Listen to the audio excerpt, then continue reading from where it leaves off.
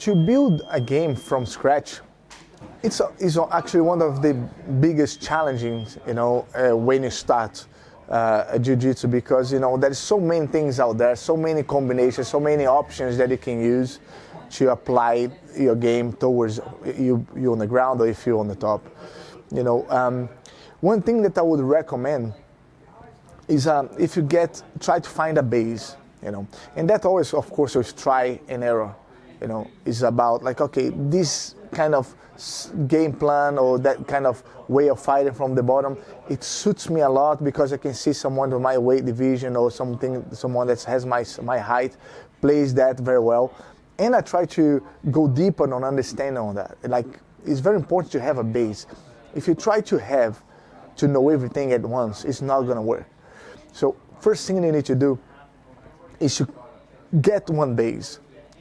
With that base, you know that when things goes bad, you can always have that base as a reference. You need to have a reference, and it doesn't matter if that reference is good or bad.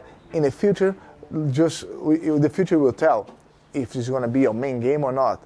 But I believe that as long as you have something to refer to when things goes bad, that is going to be under control. At least you're going to know the direction, what to expect from your opponent. That's very important to have, And I try to have this in every area that I can possibly find myself.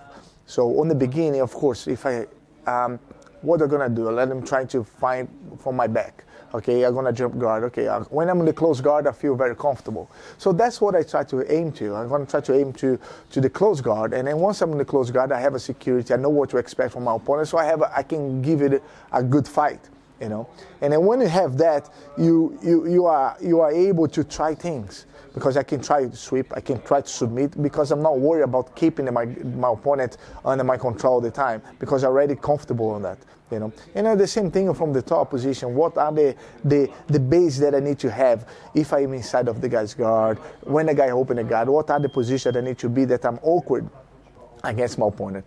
And then I try to always analyze as well the fight, like when I'm training, not only when I'm on the top position, if I want to learn the top position, but when I'm on the bottom too.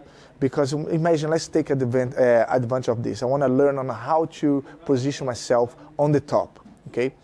When I play on the bottom and I see how the guy makes me uncomfortable when he's on the top, I take some position. Oh, look, he lifts his right leg. He's posturing, he has a good base. He's not letting me make any grips. And this make me, by my bottom game, very limited and uncomfortable. I like to always take those points, because when I become on the top, I will remember that I felt bad on the bottom when people did that to me.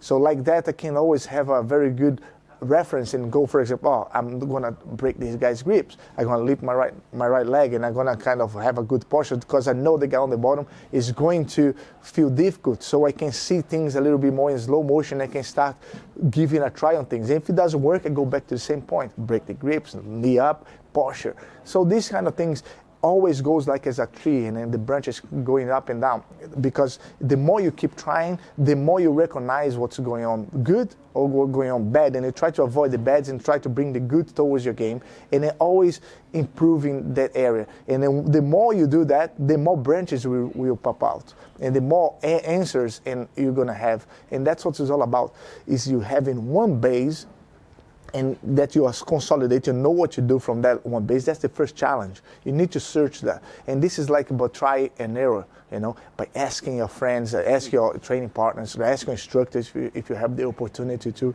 But the most important thing, have that answer. Okay, you know what? When I'm on the bottom, I'm going to go for the half guard, because I'm good at that half guard. And then when you have that, you know that if everything goes bad, I always have something to refer to. Oh, my God, I lost all my grips. I had the spider guard. You know what? Where's this half guard? Get the half guard, and it's secure, and you breathe, and you calm things down, because you know that you can slow the opponent down, and like that you can have a little bit more time to think and plan better your next action. The same thing from the top, the same thing from the turtle position, the same thing for when I'm attacking a submission or a try and sweep. It's always like that. You consolidate a base, make sure that you understand that situation, and from that you can give yourself a try on things different, that if it doesn't work, I can always go back to my base and be safe.